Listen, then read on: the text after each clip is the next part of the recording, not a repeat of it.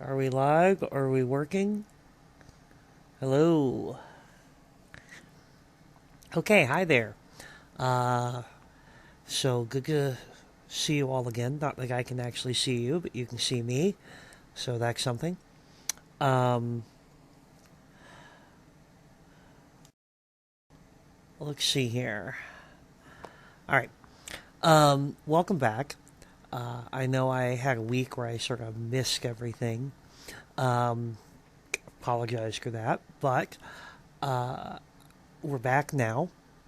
Hopefully, by the time you watch this, I have all the information that you need to finish out the semester posted on the Blackboard site. Um, and if not, or if that doesn't apply to you, then don't worry about it. Anyway, uh, today we're going to be continuing our discussion of gay ontology, focusing on Kant and his gay ontology, because Kant is special enough and wonderful enough and magical enough to need his own video. Isn't that delightful? Um, there you have it. But no, seriously. I did not assign you any actual Kant to read because it's just too damn difficult. For undergrads, it's difficult for graduate students, it's difficult for professional philosophers. I'm sure as hell not going to give it to you guys. It's just too much. Why would I do that to you? I like you. I don't know your names, but I like you. No, I'm kidding. I don't actually like you. No, that was mean. I do like you. Anyway. Uh, so, one of the things that we talked about last time that was a problem with gay oncology in general is the epistemic access and ontological nature of the rules. What makes something good or bad? What makes murder bad? One of the problems that we ran up against was that if murder is bad for social reasons, if it's bad for society or a particular society or what have you, then the badness of it, the truth maker for that phrase, murder is bad, is social facts, and we have a great story about how we gain epistemic access to those social facts.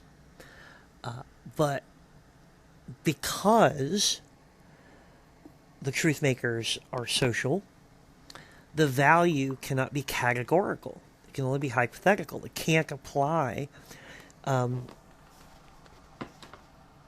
where the society does not exist. So, oh well.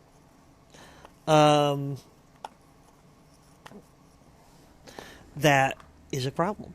And if we have a categorical value, something that is just good, murder is bad for some cosmic reason, then we have the opposite problem. We've secured the categorical value of murder is bad. We've secured that as a categorical value statement, but then we don't have a clear explanation of how we gain epistemic access to the truth makers for that value statement. I don't have a cosmic sense. Maybe you guys do. I don't know. Generation Z, right? Anyway.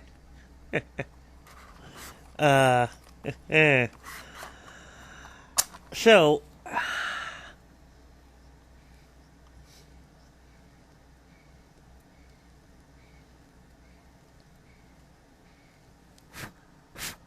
last time we talked about how Hume... Sorry, let me back up. One attempt to circumvent this problem was made by advancing a theory of natural law.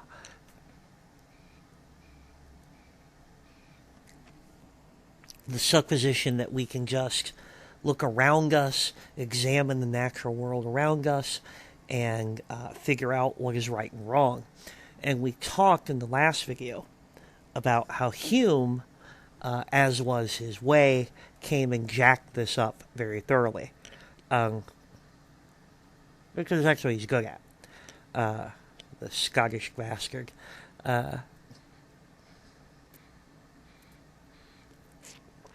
Anyway.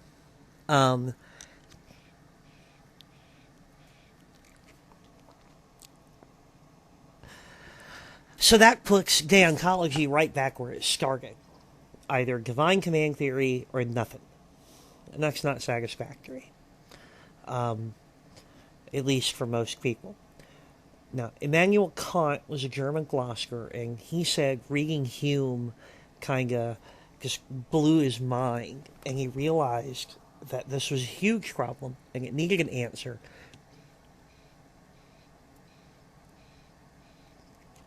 And he gives one in what is perhaps the most famous account of deontology there is. If you've watched The Good Place, then you know that the character Chi, the professor of ethics and moral philosophy in The Good Place, is a strict Kantian. He follows Kant's theory of deontology quite strictly.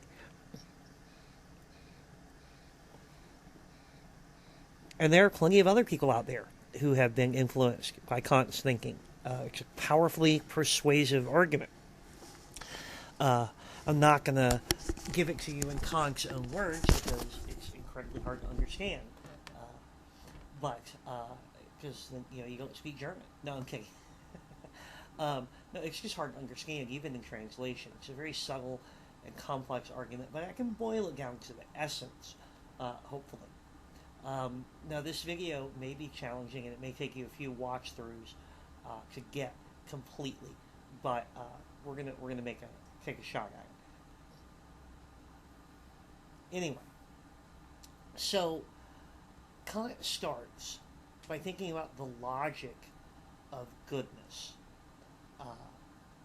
which is a good place to start. We've talked a lot about how the basic logic of goodness is that it is a claim on your rationality. You're irrational if you don't value the thing that is good. You're irrational if you don't value the thing that is good. Now, usually that is followed by that claim is followed by in this situation. Because normally we're talking about hypothetical goods. If I want to get in shape, it is good to eat right and exercise. If I want to get in shape, it is irrational to eat junk food and not exercise. Okay, very fine. Okay, so the first thing Kant has to dispose of is the question of why be rational. And that shows that he's approaching this problem at a very deep level. He doesn't just assume that rationality is something we should all necessarily have. He feels he has to demonstrate that. He's like, okay, well, why? First of all, even if there is a categorical good, someone could always come back at, well, I don't want to be rational. Okay, fine. So the first thing we have to deal with is what we call Kant's transcendental argument. Because he uses a lot of transcendental meditation.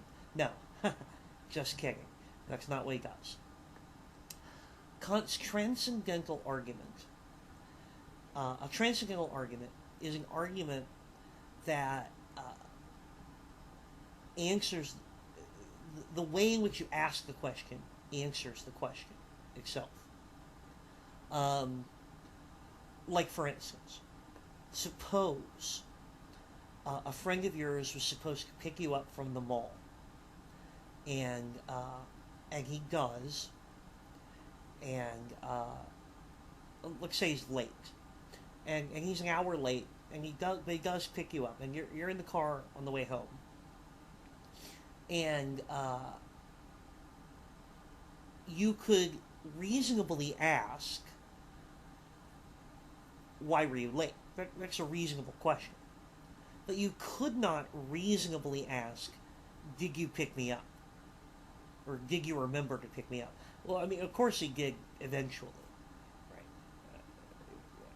Because you're there. He's there for you to ask.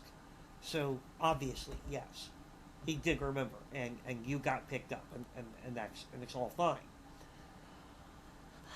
So what Kant proposes is that there is a transcendental argument for rationality, which is simply that there's no way to argue against it. Follow me on this. It's simple but subtle. If I say, well, why be irrational, and you start saying, oh, well, because of this and this and this and this, and if you start giving reasons, you're assuming rationality. Right? Rationality, remember from earlier in the semester, to be rational is to believe things for reasons. So it is literally impossible to give an argument for irrationality. Because if you give an argument for irrationality, you are assuming you've already given up. You've given up the ship. You are arguing from the position of rationality.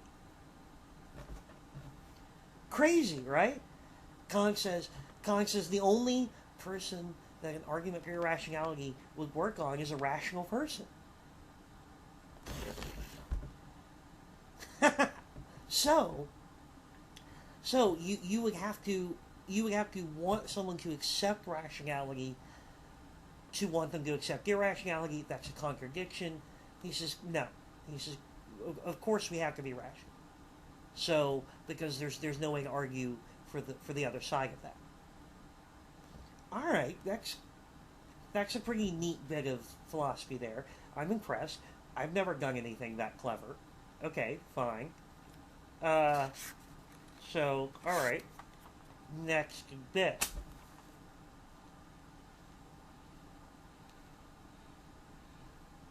The next bit is that he says, okay, now that we've established that we can't just turn our noses up at rationality, we need to look for categorical goods.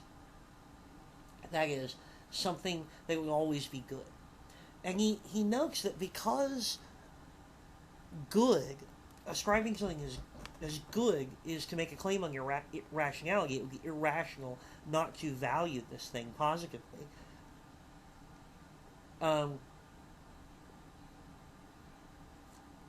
He says that by definition, if something is always rational to want, then it's definitionally categorically good.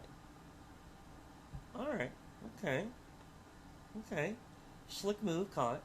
So if we can find something that is always rational, that we can agree would be always rational to pursue, then that everyone at all times, throughout history, throughout space and time, in any place, in any circumstance, that it would be rational,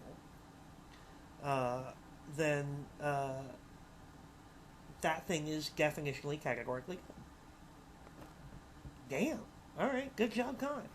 And then all we have to do is think of something that's good for itself rather than a good intrinsically rather than extrinsically. So, all right. We're on the roll. So, how do we establish what is universally rational? Well,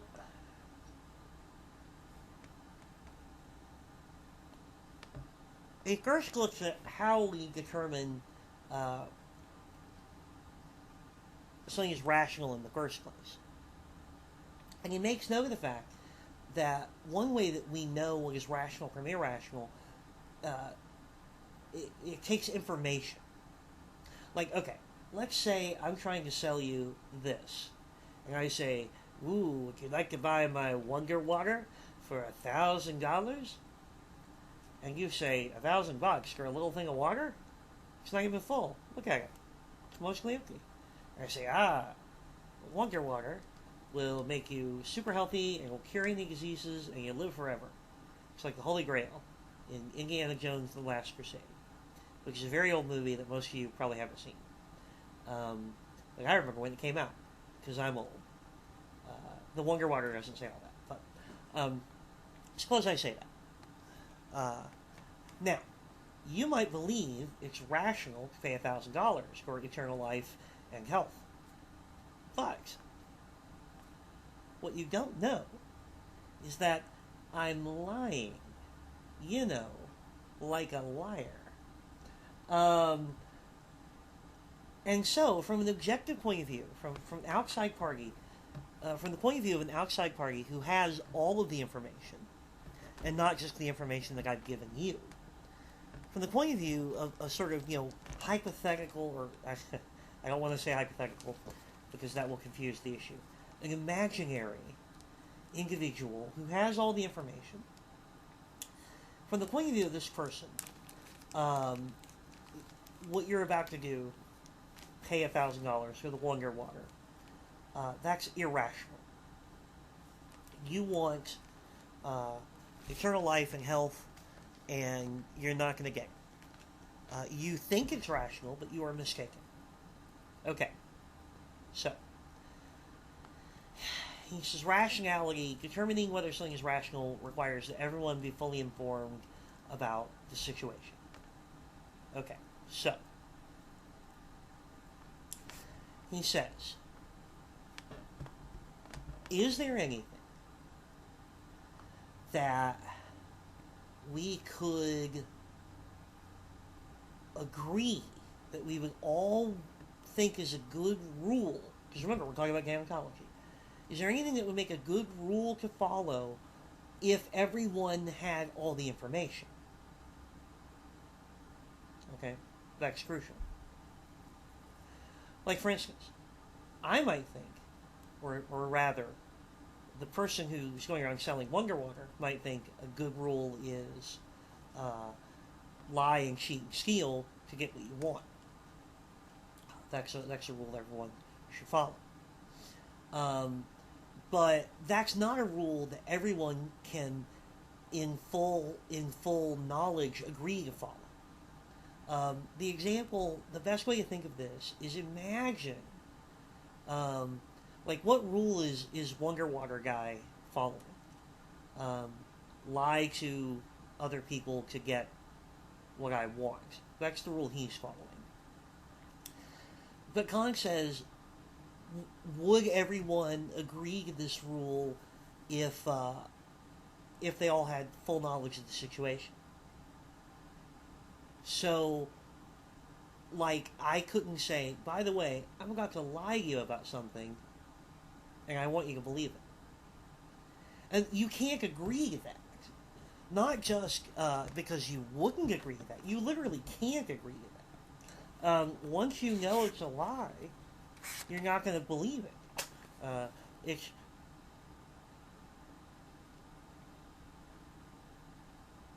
It's incoherent to suppose that might be a rule that everyone can agree on.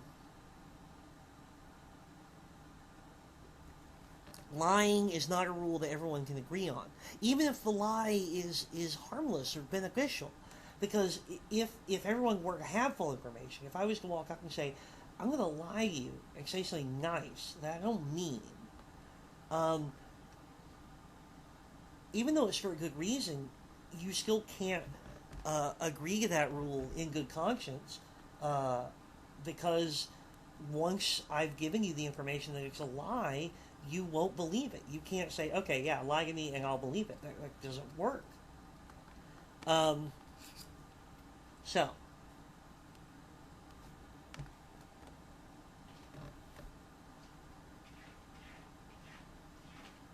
this is the origin of Kant's very famous no lying stance. Um, because it's not you can't have a situation where people would agree to be lied to and believe it, because it's just impossible at that point. Now, what Kant is looking for, as he describes it, is a rule that can be, as he puts it, willed universally, which is a weird way of saying it from our point of view. That's very archaic or tortured language from our perspective. What can I will universally? But if we think of, if we say to will something is to desire it to happen, or to wish it into being, kind of. What can I will here? What can I will that universally, that the rule that everyone would follow? Well, he tries to think of some good ones, some good general ones. He tests out if you like lying. Like he says, is there any situation, can we will universally that people be allowed to lie? Well, no, because the method we're using is to imagine that everyone is involved in the conversation, and that in every specific instance they know all of the information available, like what rules are in effect, and they agree to them. And since I can't agree to be lied to and believe it, then that's not a rule that we can will universally. Um, uh, so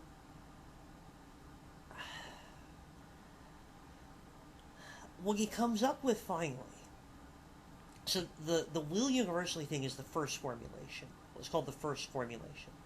He says the first way he thinks about it is there a rule that we can will universally? And why does that matter? Because he's not actually talking about taking a poll. Let's be clear. He's not actually saying, all right, let's go around and ask everybody what rules they like, and then we'll sort of figure it out, and we'll count how many people. No.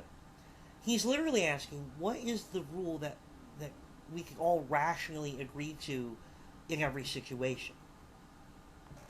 And we couldn't rationally agree to allow lying. We couldn't rationally agree to allow murder or anything like that. Because, I mean, again, if someone said, hey, I'm going to murder you, do you agree? You'd be like, no. And then, like, oh, well, shit. And then that's out. So those things are off the table. Those aren't rational. In the full sense of the word. So what he's looking for, though, why is he doing this? He's literally trying to sort of imagine what a person who is outside of any context of a particular society could still agree to. And what he comes up with is treat people as means, not ends. That's the second formulation. So he starts in the general. You must live by the rules that you can will universally. That is, that every person in all circumstances could agree to follow with full information of the situation. Could and would. And when he tries to get specific and he says, all right, so what actually is described by that, the one he comes up with is you treat people as means or as ends, not means. Treat people as ends, not means. Now, what does that mean? Because we don't, again, that's a language that we don't really employ as much nowadays. What that means is this. That means a means, in the sense I was just using it. What does that mean? Mean refers to definition. How do I explain that? But in the maxim, what is called the maxim, the second formulation, treat people as ends, not means. We're talking about like the means the the the the way you get something, the means to an end. He's just a means to an end. Have you ever heard that phrase? He's just a means to an end. The end is your goal. It's what you want. And the means are how you get it. He's just a means to an end. I'm using him to lure Superman into a trap. I don't know why I'm suddenly Lex Luthor. I have too much hair for that. But the point is, means are how you get something, ends are what you want. Imagine that you have two ways of getting to work. And the paths you drive to work are, I think I used this example in a previous video, right? They're equally, they have equally attractive scenery. They take the same amount of time, same amount of gas. There's literally no difference between them. Those are different means. They're not the same. They're two different means to the same end, and you have no reason to prefer one of them over the other. Now imagine if one of the means, one of the ways that you get to work, takes less time, or has prettier scenery, or costs less in gas. Okay, then you have a reason for it if you incorporate a different end as well. Because from the perspective of the end of getting you to work, they both still serve that purpose. But from the perspective of the end or goal, the end or goal of enjoying the scenery, one of them is better. Of spending less money on gas, one of them is better. Of taking less time, one of them is better. Okay. So treat people as ends, not means. What is it to treat someone as a mean rather than an end? Well, from Kant's perspective, treating someone as a means to an end is to not value their personhood, their self, for itself. It is to value them only for what they can do for you. Have you ever known someone that seemingly only valued you for what you could do for them? Like maybe they only value you as long as you were entertaining them, or paying their bills, or helping them move a body, or whatever, random examples with no connection to my life whatsoever. Completely. They don't care about you except for what you can do for them. That's treating someone as a means, as a way of getting something. And if I can get my same thing, if I can get that end fulfilled just as well or better in some other way, I'll do that. So, treat someone as an end, not a means. So, what Kant was saying that everyone would agree to, what could be rational for all people in all times and all places, is that everyone wants to be valued as a person in their personhood, in their individual dignity. Everyone would agree to that. They want to be valued individually, not just treated as a means to an end. Okay. They want to be valued for themselves, rather than solely as a means to some other goal. All right. So that's what he proposes as something that everyone would agree to. And therefore it's categorical, because it's always rational, because it's something we would always agree to under all circumstances, so it's rational, and therefore it's always rational, and therefore it's categorically good, and therefore it's a moral rule. That's a moral good. Okay. Now, how plausible is this? All right. He acknowledges that sometimes people may not want to agree to that. Like again, the huckster who is selling Wonder Water. I don't want to treat them as valuable in themselves. I want to fleece them for their money. Well, Kant thinks that that guy's opinion shouldn't count. And this is a little bit of a questionable move, but Kant thinks that guy's opinion shouldn't count because his opinion is hypocritical.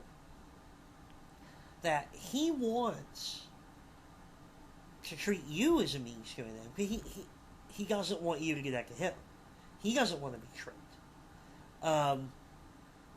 He says that people who want to steal from others don't want to be stolen from themselves. And when we see that hypocrisy, we understand that the lack of agreement to the rule is a product of a defect of their character that is making them irrational. If they did not have this character defect, if they didn't have this weakness of will, weakness of character, they would agree to the rule. And then, of course, like maybe you could find someone else and you'd be like, all right, do you agree that people should be treated as ends and not means? And that person goes, the government faked the moon landing. Wear your tinfoil hat, or whatever. That person doesn't agree because they are unable to rationally. They're irrational because they a lack of faculty. So a lack of character can cause you not to agree, which can be seen in people who are hypocritical. They want the rule applied in their favor, but not in the favor of other people. And he says, all right, so that doesn't matter. And he says that people who can't apply the rule or won't apply the rule or don't apply the rule because they're just nuts, those people don't count either. So we get to exclude them.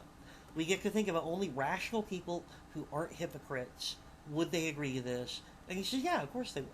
A rational person who's not a hypocrite, and of course, being a hypocrite would make you irrational in his analysis.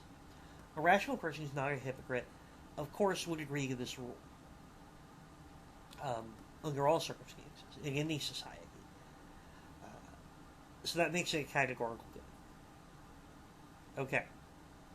Now, whether or not he's right about that is something we can get into. But notice that it solves our problem of epistemic and ontological access. First of all, the ontological. The truth maker for the claim that the second maxim, or the second formulation of the maxim, treat people as ends and not means. The truth maker for this is not rooted either in some cosmic abstract property of goodness and badness that we can't access, nor is it rooted in any particular social arrangement. It is literally rooted in human nature. It is literally rooted in human rationality. So that for all humans, this is just a basic principle. The thing that makes it true that this is good, that it is rational to do this, is literally just the way that humans are. Okay. Second is the epistemic question.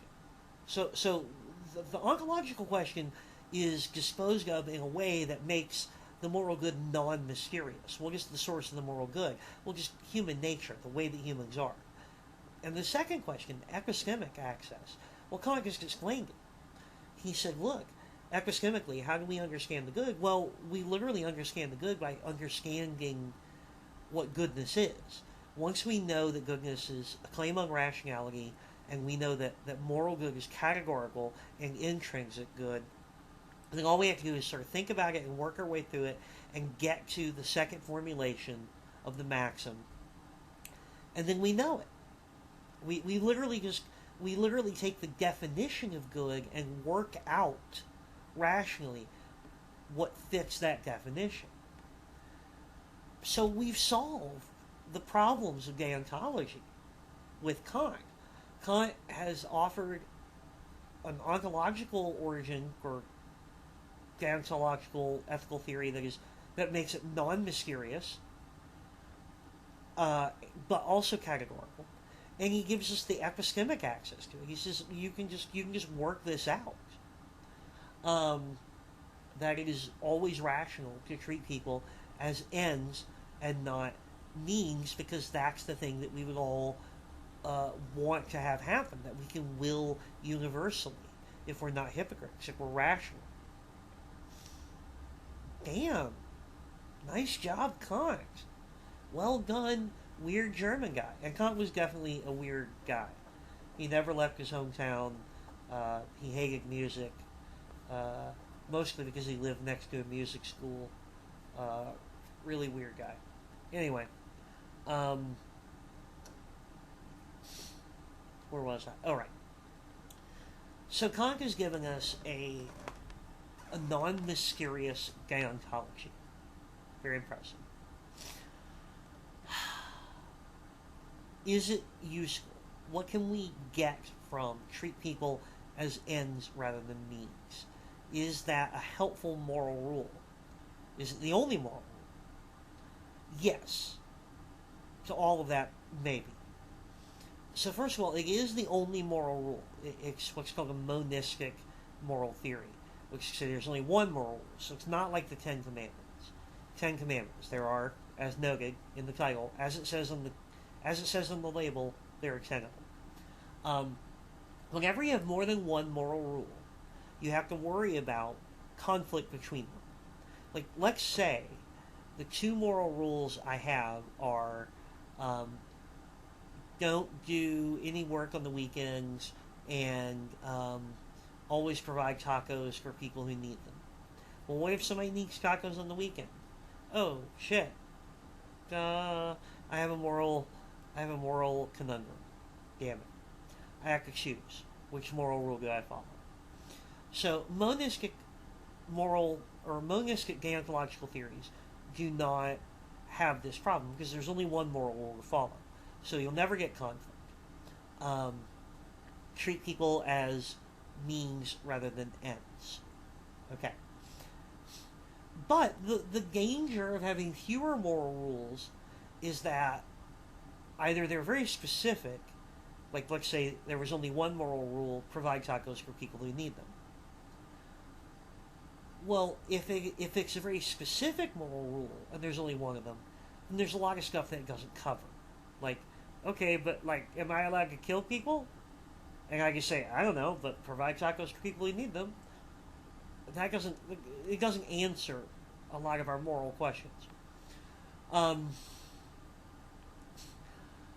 If it's a generally stated rule, though, like, let's say my only moral rule was be cool.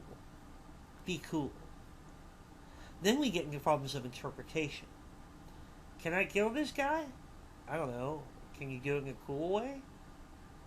Or is killing someone inherently uncool? Shit, I don't know. It's very difficult to figure out.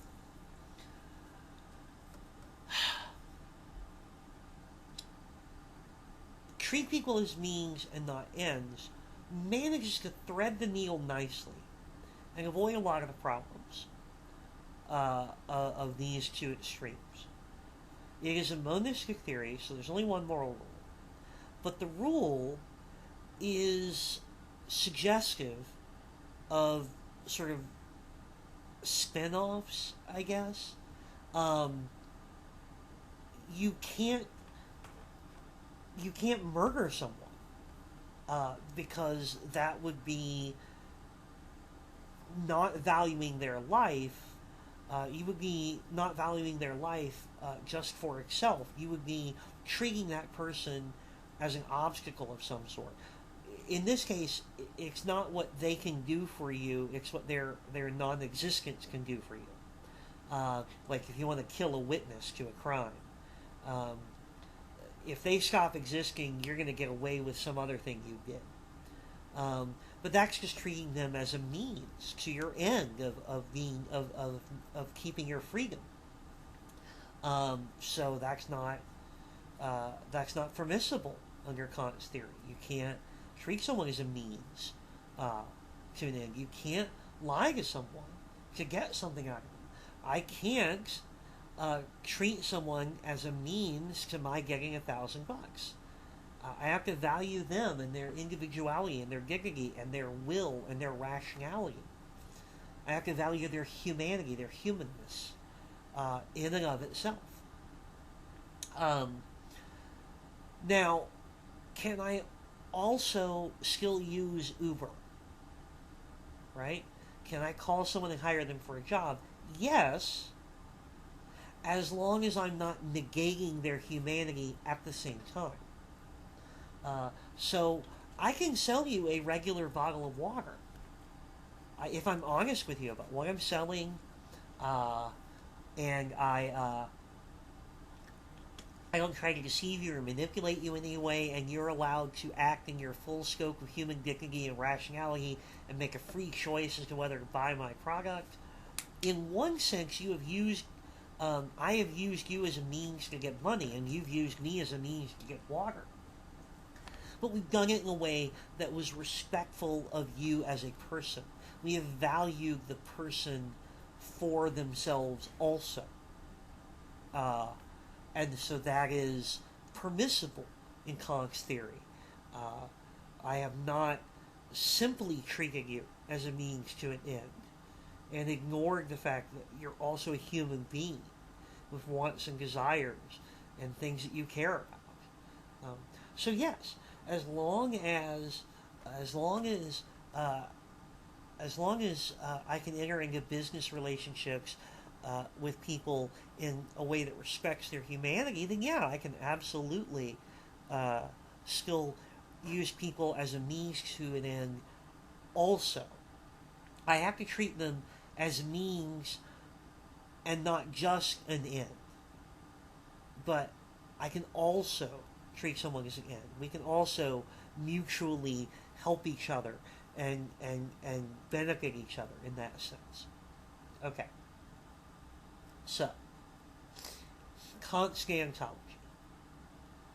He starts from the question of whether we have to be rational. He dismisses that with the transcendental argument. There's no way to argue against it, so I'm going to call that one a win. Maybe that's cheating, maybe it's not. It's awfully clever, so I'm going to let him have it. He then proceeds to look at, all right, well, what would moral good be? Categorical good. Okay. Good is just something that is always rational to desire, okay? Okay, that is rational to desire. Categorical good is something that is always rational to desire. Okay, if there's a thing that a hypothetical rational person in any given place or time would desire, that is, they would always desire, a rule that everyone could always agree to, that they could will universally, then then that means it's always rational and therefore fits the definition of categorical good. We're going to see this theme come up again with consequentialism, where people have sort of reversed the equation. They've said, all right, if the moral good is what is categorically good, then let's just try and figure out if there's anything that is categorically good, and that thing must be the morally good, right? They've reversed the process of trying to figure out what is good. So, pretty nifty. Okay. And does he find something? Yes, he thinks he does. He thinks that if there's something we can will universally, that everyone who had full information and was fully rational would always agree on, then that thing would be the categorical good. And he thinks that everyone would always agree on treat people as means and not merely as ends. To treat people with dignity, to respect their humanity, to respect their autonomy. All right. I don't know. I mean, I find it kind of convincing. I'm not totally convinced by Kant because it does lead to some weird stuff. One of the most famous paradoxes in Kant's theory is that it's not permissible to lie under any circumstances. Because, again, no one could rationally agree to be lied to and believe it. That's just what Kant would say is incoherent. Because once you know it's a lie, you won't believe it. But that means, as in the famous example, that if an axe murderer, let's say I'm an axe murderer, not a long stretch, right? From the looks of me, whatever. Let's say I'm an axe murderer, and I knock on your door, right? I know. I knock on your door, and I say, "Pardon me, I'm here to kill everyone in the house. Is your family home?" I'm a very well educated and cultured axe murderer. I say, "I'm here to kill everyone in the house. Is your family home?" And you know your family is home. But you also know that as a very busy axe murderer, if you say no, I'm just going to kill you, and I'm not going to check, and I'm going to move on. Or at least there's a chance, right? Now, I think most of us would say you should totally lie to that guy, right? Even if you can't save yourself at this point, save your family. And Kant would say no. You can't lie to him because it's irrational to follow, or it's irrational to do something that not everybody would agree to if they had full information. And by definition, the guy cannot agree to be lied to and believe it. So you can't lie. You can't lie to him. Well, I mean, that's just absurd. I mean, that's just crazy. But that's Kant. It's very strict.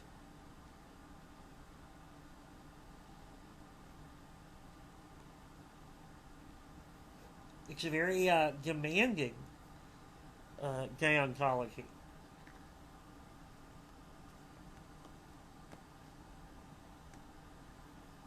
I mean, it sounded nice when it was all Hallmark card, treat people as if they're valuable in themselves, but what does that mean? That's a demanding standard to live up to, right?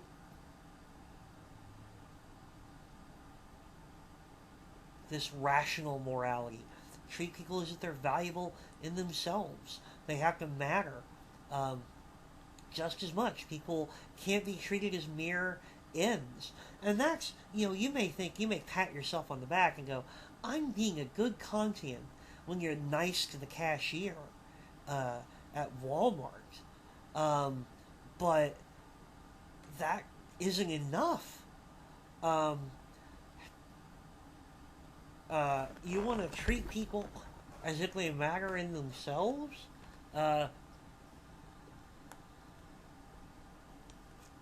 Most chocolate is farmed by slave labor, child slave labor. Uh, Most of the cocoa beans for chocolate is pretty inhumanely sourced. The stuff that makes up cans for your canned food. Um, we're a part of that system. Kant's, a lot of people think that Kant's deontology demands that we have to agitate for reform. We can't just, say, oh, well, I'm not the one doing it, so it doesn't matter. Well, are you the one buying the stuff? Yeah. Okay, that's bad. That falls on you, man. Um, a lot of people think, a lot of Kantian ethicists think that a real implementation of Kant's ethics means advocating for radical change in our society. That this is not just about uh, being nice, superficial kinds of stuff. That we have to fight for, we have a moral obligation to fight for stripping out the inhumanity, stripping out the exploitation. Um, that is so prevalent in late stage capitalism. Um, that we have to fight that everywhere it exists, or we are not doing what we're supposed to do.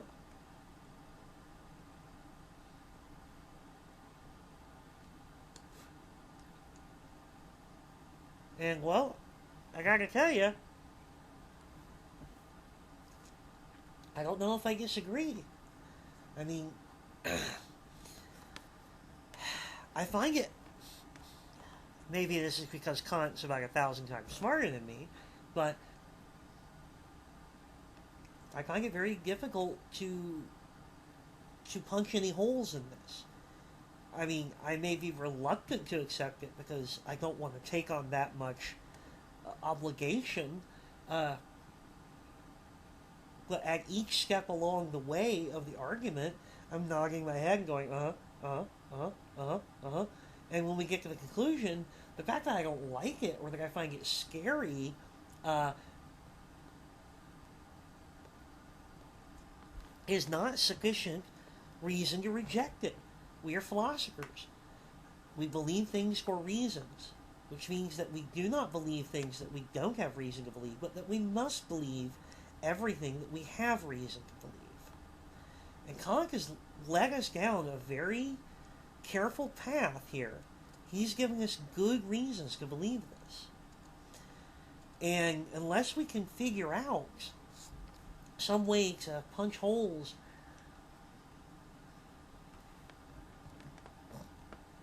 in his chain of reason,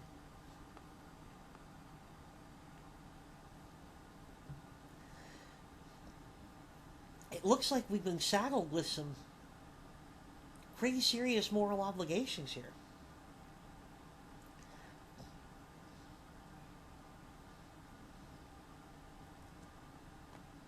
Respecting human dignity is about more than smiling at someone when they take your order at Taco Bell. Uh,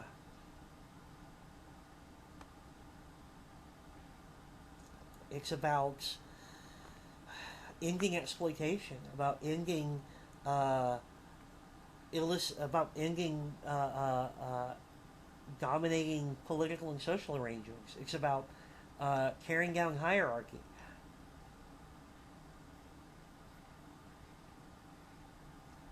That's tough, but maybe maybe that's right. A moral theory, an adequately constructed moral theory, should probably make most of us feel a little shitty, right? An adequately constructed moral theory probably, unless you're a saint, an adequately constructed moral theory, once you really sit down and look at it, it's probably going to make you go, oh, crap. I kind of suck.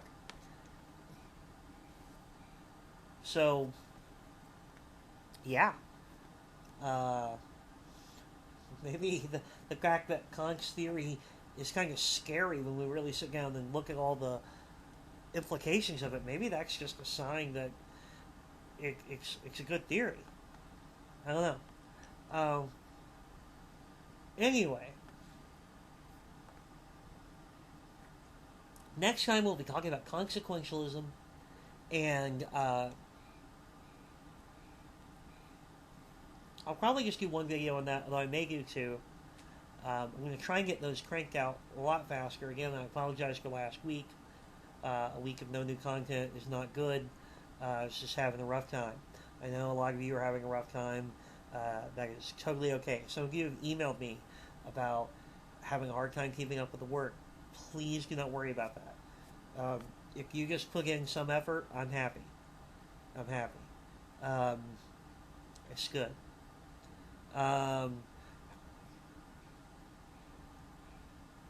When I set out the assignment for the next for the paper and the next paper, that is like what I want you to shoot for. And if you fall short and you can't do that, and you can only give me something like less than that, do that. Do what you can do. I'm serious. I'm serious.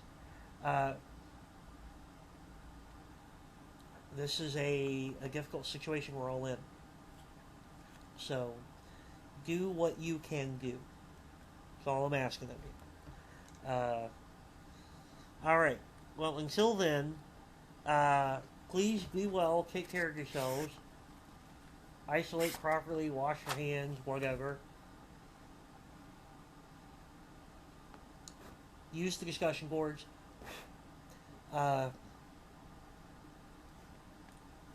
And I hope to see you again someday. Alright. Bye, y'all.